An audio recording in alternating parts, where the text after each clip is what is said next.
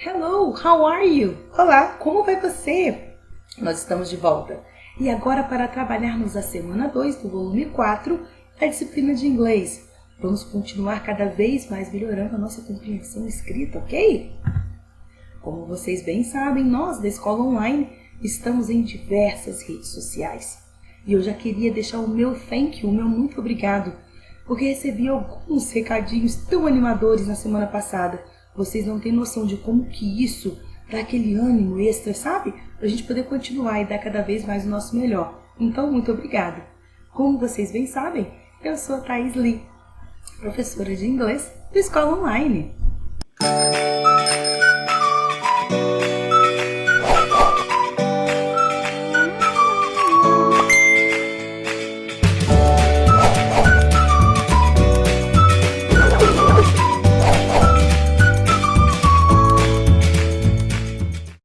Ok, muito bom. Agora nós temos aqui a primeira pergunta. O povo brasileiro, ele é feliz?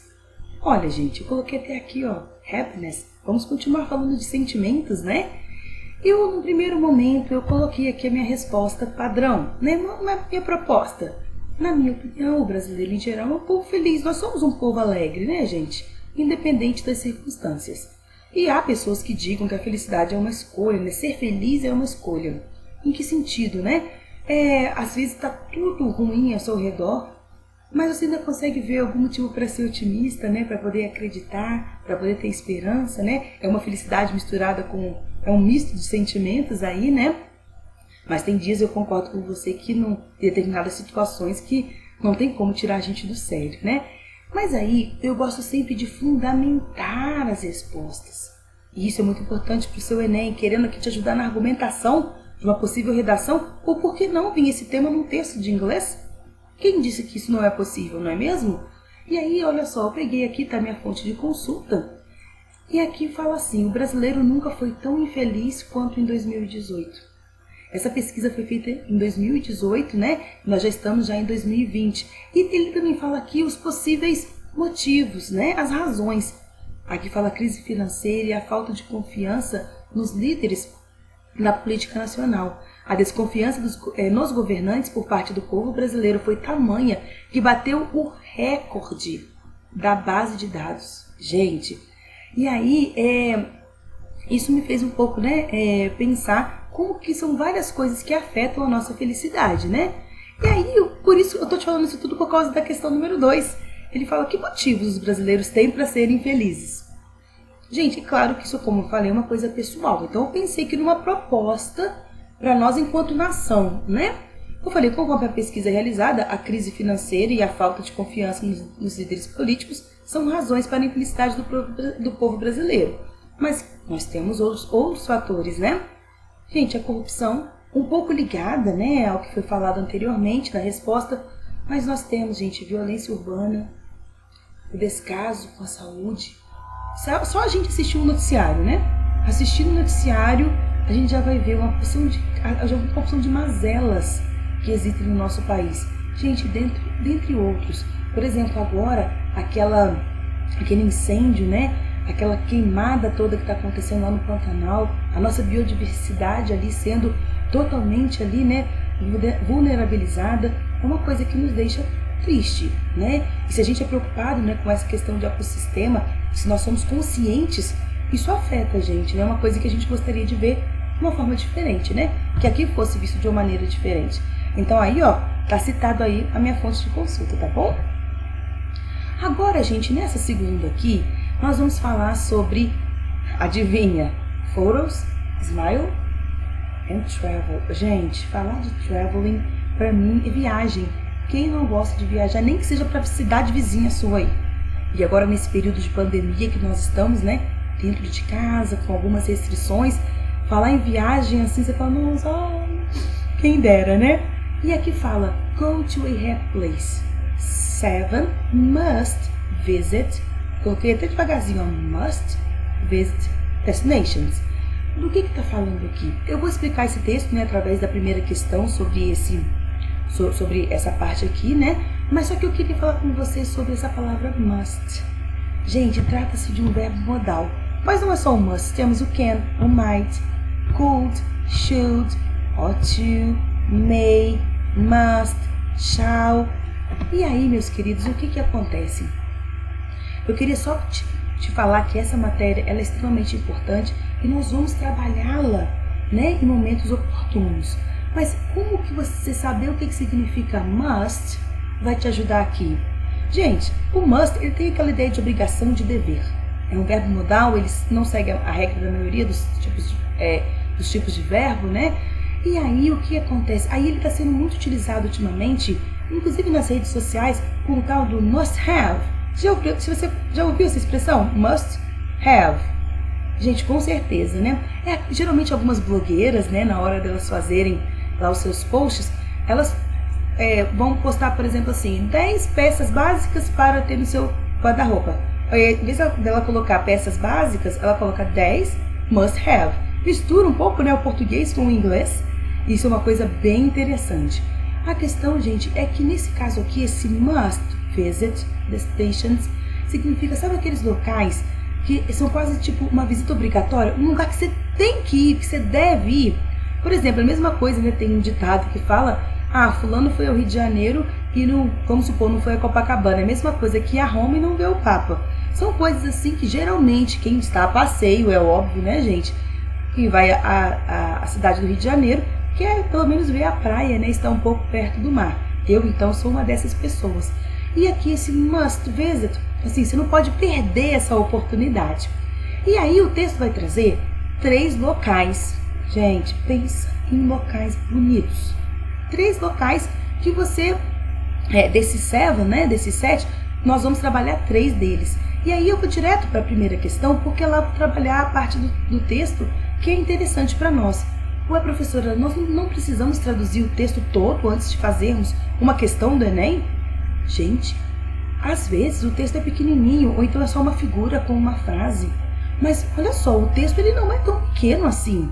E às vezes eu não preciso saber ele todo, às vezes eu tenho uma dificuldade de inglês e eu fico lá tentando traduzir palavra por palavra. E às vezes se eu for direto lá no texto, se eu for direto lá na questão e voltar no texto, fica tudo muito mais fácil. Então vamos lá.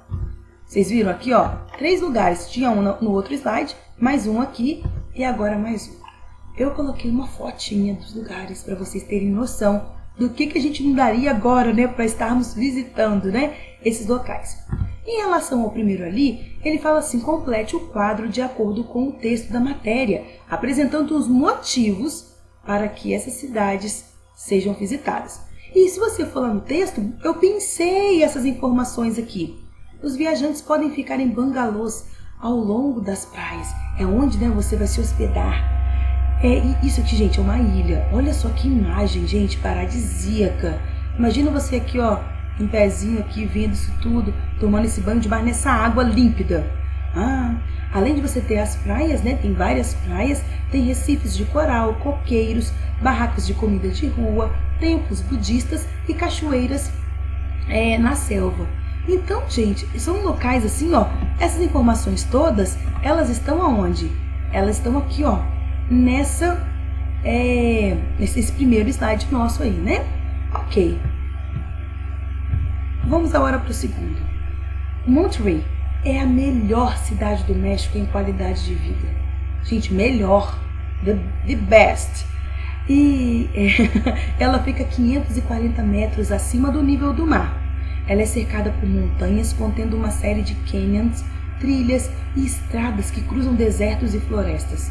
Há vários parques diferentes para passear e museus. Gente, tem de tudo, né? Para você poder, diversas atividades.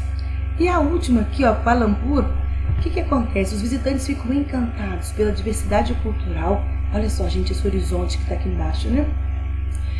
Os custos relativamente baixos e a grande variedade de opções de compras e alimentação. Há ainda muitos festivais culturais e serviços de primeira linha. Você, se tivesse que escolher entre um dos 3, você iria? Já pensou? Eu, gente, não teria dúvida, eu não pensaria 2 vezes na primeira. Ali se eu tenho cachoeiras, ainda mais nesse ambiente, né, no meio das vegetações que vamos lembrar, né, uma selva. Imagina aqui, ó, eu poder ficar em praia, gente. Nossa, não teria dúvidas em escolher o primeiro, né? Agora, a segunda atividade, ela pega e fala assim: considerando os locais lindos e diversos que atraem vários tipos de turistas, escolha um local qualquer no Brasil ou em Minas que você acha que deve ser visitado pela felicidade, devido à hospitalidade da população local, a comidas gostosas, a natureza, a alegria e a diversidade das festas culturais e artísticas. E pede para você escrever um texto sobre esse lugar. E você pode, olhar, tomar como base aquele texto anterior. Olha só, eu coloquei aqui, como não temos muito espaço assim, e querendo ou não, um lugar que te traga felicidade. Gente, é muito pessoal, não é mesmo? Eu coloquei aqui, no meu caso, a experiência, gente, de subir o Morro da Urca, caminhando mesmo, sabe? Morro da Urca é aquele que, nós temos dois morros, que a gente chama o bondinho, o Pão de Açúcar, mas o primeiro é o Morro da Urca e o segundo, que é o Pão de Açúcar, e a gente pode ir de um para o outro, através dos bondinhos. E aí, eu fui com um amigo meu, foi uma experiência assim maravilhosa. Depois eu fui com um grupo de amigos e você pode, subir quando você chega, lá no alto. A gente fazia isso no período da tarde, então a gente assistia ao pôr do sol, depois descia, com o bondinho. Nem sei se isso ainda está sendo permitido, Lá de cima a gente vê esse pôr do sol e vê as diversas praias que tem no Rio de Janeiro.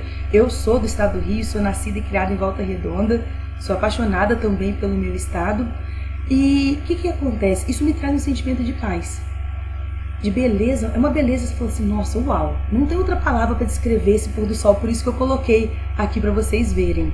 Ao mesmo tempo, eu sou professora, então eu fui com uma turma a Tiradentes, já havia ido a Tiradentes quando eu era criança, junto com a minha família, junto com os meus pais e meu irmão, mas eu voltei ano passado com uma turma. Gente, eu lembrei exatamente da sensação de andar por Tiradentes. Tiradentes tem...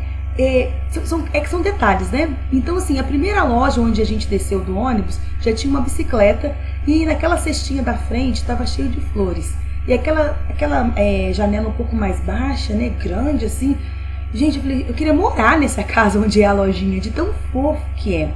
É claro, eu sou apaixonada por história, sempre fui. Então eu juntei as duas coisas, um local agradável, belíssimo. Andar de Maria Fumaça, é uma experiência extra que eu tenho, que você que está em São João do Rei pode ir para Tiradentes e vice-versa. Gente, a hospitalidade dos moradores é a coisa mais fofa, é muito gostoso. E a oportunidade de visitar locais históricos. Eu ainda coloquei aqui que você parece que está numa daquelas cidades cenográficas, onde novelas são gravadas. E realmente, já tivemos novelas e filmes sendo gravados ali. E eu, andando ali, eu ficava pensando, nossa, como é que foi em Confidência Mineira? O mesmo sentimento você pode ter também, por exemplo, em relação ao Ouro Preto, em relação a essa questão histórica. Mas eu quero saber agora de você, qual o local, se você pudesse escolher no Brasil, que você já tenha ido, que te trouxe esse sentimento de felicidade, E lá em Tiradentes ainda tem das comidinhas, gostosas, aquela típica comida mineira. Gente, uma delícia, é um passeio assim fantástico, E tá aqui na nossa Minas Gerais, Muito bem. Meus queridos, por hoje é só. Vejo você na semana que vem. Bye, bye!